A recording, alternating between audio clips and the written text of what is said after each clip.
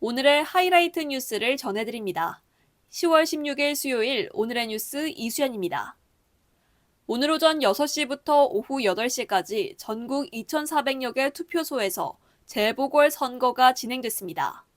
서울시 교육감과 부산 금정구청장과 인천 강화군수, 전남 영광과 곡성군수 등 4곳의 기초단체장을 뽑는 재보궐 선거였습니다.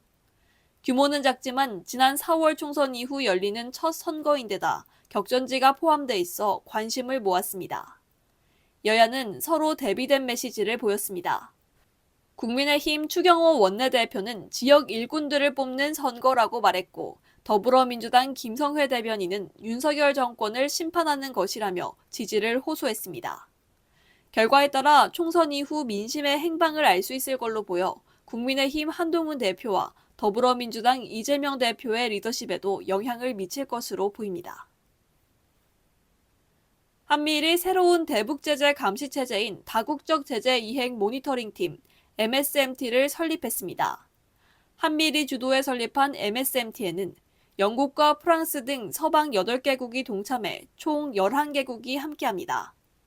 참여하는 11개국 모두 유엔 안보리의 대북제재 결의를 각국이 제대로 이행하는지 모니터링하게 됩니다.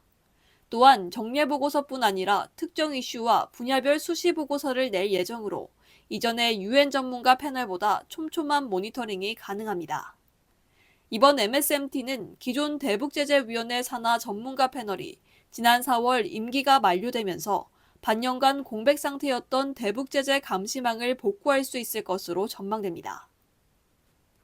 지난 평양 무인기 침투 사건 이후 북한이 남한의 무인기라고 주장하며 북한 내부의 적개심을 고취하는 가운데 접경 지역의 우리 주민들은 불안감에 고통받고 있습니다. 북한의 노동당 기관지 노동신문은 일면에서 신성한 우리 공화국의 주권과 안전을 침범한 한국 쓰레기들을 징벌하려는 멸족의 의지가 온 나라에 차 넘치고 있다며 전국에서 140여만 명의 청년이 자원 입대 의사를 밝혔다고 전했습니다. 또한 북한은 전방 사격 준비 태세 지시를 내리고 어제 남북을 잇는 경의선과 동해선 도로 일부 구간까지 폭파하며 남북 간 단절 조치를 이어가고 있습니다. 이러한 상황에 접경 지역 주민들은 밤낮으로 고통받고 있습니다. 밤에는 대남방송 소음에 잠 못 이루고 낮에는 지역을 방문하는 손님들이 줄어 생업에 영향이 크다고 호소합니다. 어제인 15일 걸그룹의 뉴진스의 멤버 한이가 국회 환경노동위원회 국정감사에 참고인으로 출석해 일명 따돌림 논란을 증언했습니다.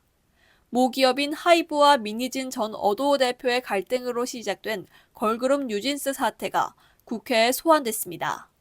한이는 하이브 계열 타 그룹의 매니저가 멤버들에게 뉴진스를 보고 무시해라고 언급하는 등 직장 내 괴롭힘과 따돌림을 느꼈다고 밝혔습니다.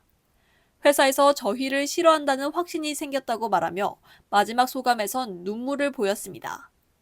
증인으로 출석한 어도어 김주영 대표가 취할 수 있는 조치는 다 했다고 하자 한이는 최선이라 생각하지 않는다며 맞받아치기도 했습니다. 뉴스를 마칩니다. 고맙습니다.